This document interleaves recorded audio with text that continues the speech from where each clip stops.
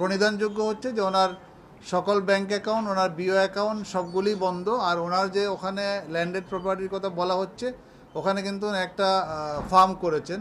So ওই ফার্মটা একটা রানিং বিজনেস। সো একটা রানিং ব্যবসা যদি বন্ধ হয়ে যায়, তারও তো একটা সোর্সের ব্যাপার আছে এবং ওনার অনেকগুলি ডিফেন্স আছে রিগার্ডিং সোর্স। যেমন কমিশন ইনকোয়ারি শুরু করেছে এর আগেই।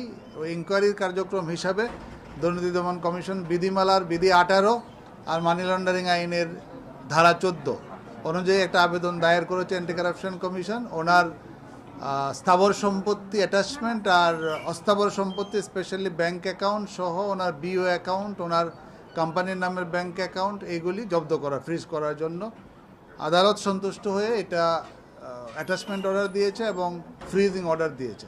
সো এই আদেশগুলি আমরা হস্তগত হয়েছে আমাদের। আমরা পরামর্শ করব, পরামর্শ করে এর বিরুদ্ধে কী ব্যবস্থা নেওয়া যায় সেটা আমরা দেখব।